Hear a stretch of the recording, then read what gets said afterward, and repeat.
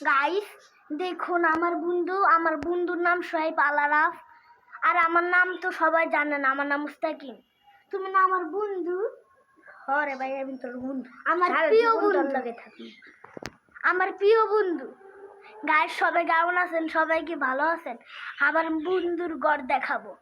আমার বন্ধুর ঘরে দেখুন আছে, র্যাকেট আছে, দেখেন কত কিছু আছে। আবার আমার বন্ধুর ঘরে পাখিও আছে, দেখুন পাখিগুলা দেখুন, সুন্দর না গাইস? সুন্দর না?